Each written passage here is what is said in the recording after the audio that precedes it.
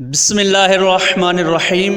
ہمارا موضوع ہے نوحہ لعنت بر دشمن زہرا پر پابندی۔ آگے بڑھنے سے پہلے اس بات کی مختصراً وضاحت کرنا ضروری ہے کہ جن لوگوں نے مل کر اس نوحے پر پابندی لگوائی یا جنہوں نے اپنا کردار ادا کیا تو وہی ہمارے مخاطب ہیں۔ جو دوسرے افراد ہیں ان سے ہم مخاطب نہیں ہیں، ان سے ہم گفتگو نہیں کر رہے۔ جنہوں نے اس نوحہ پر پابندی لگوائی ان سے سوال ہے کہ اس نوحہ کو آپ نے مکمل طور پر سنا ہے؟ اس نوحے میں کس دشمن زہرا کا ذکر ہے؟ کس دشمن زہرا کا نام لیا گیا ہے کہ جس کا ذکر سن کر آپ نے اس نوحے پر پابندی لگوائی ہے؟ اگر کسی کا ذکر اس نوحے میں ہے پھر تو آپ پابندی لگوانے میں حق بجانب ہیں، اور اگر کسی کا ذکر نہیں ہے تو پھر آپ نے کیوں خواہ پابندی لگوائی ہے اور کیوں خواہ آپ نے اس نوحہ پڑھنے والے کو پریشان کیا ہے اور دوسرے جو سننے والے ہیں نوحے کو ان کو آپ نے پریشان کیا ہوا ہے؟ اس نوحے پر لعنت بر دشمن زہرا پر پابندی لگوا کر آپ کیا پیغام دینا چاہتے ہیں؟ آپ کیا بتانا چاہتے ہیں؟ کیا آپ یہ کہنا چاہتے ہیں کہ ہم دشمن زہرا ہیں؟ اور کیا پیغام آپ دینا چاہتے ہیں کہ آپ دشمن زہرا کا ساتھ دینا چاہتے ہیں؟ دشمن زہرا ہے کون؟ کیا پہچانتے ہیں؟ اگر پہچانتے ہیں تو پھر اس نوحے پر پابندی نہیں لگوانی چاہیے تھی۔ کیوں؟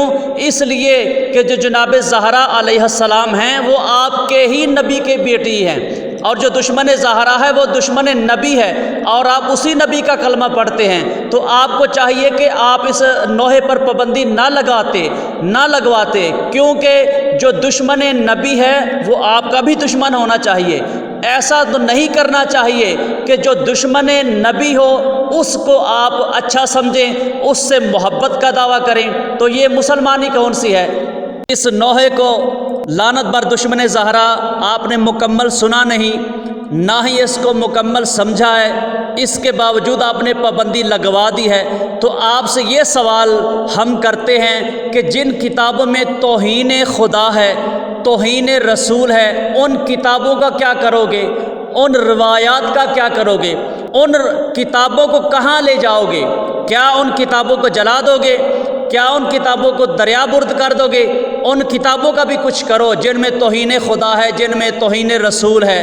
یہ پابندی اس نوحے پر نہیں ہے بلکہ پاکستان کے امن کو خراب کرنے کی بڑی سازش ہے۔ پاکستان کا ماحول ہی ایسا ہے کہ ایک ایشو اللہ اللہ کر کے ختم ہوتا ہے، ختم کیا جاتا ہے، تو دوسرا ایشو سامنے لایا جاتا ہے تاکہ پاکستان کا امن ہر وقت خراب رہے۔ لیکن الحمدللہ جو اہل پاکستان ہیں وہ ان سازشوں کو پہلے بھی ناکام بناتے رہے ہیں اور اب بھی اس سازش کو ناکام بنائیں گے، اور پاکستان کا امن کسی صورت میں خراب نہیں ہونے دیں گے۔ یاد رکھو، اگر اس نوحہ لعنت بر دشمن زہرا پر پابندی لگوائی جا سکتی ہے تو جن نعتوں میں، جن ویڈیوز میں توہین خدا ہے، توہین رسول ہے، ان پر بھی پابندی لگواؤ تاکہ آپ اپنے اچھے مسلمان ہونے کا ثبوت پیش کر سکیں، اور ایسی سازشیں کرنا بند کرو، اپنی پاکستان کے امن کو خراب نہ کرو، اور ہر ایک کو آزادی کے ساتھ جینے دو، آزادی کے ساتھ نوحے پڑھنے دو اور اپنا کلام پیش کرنے دو۔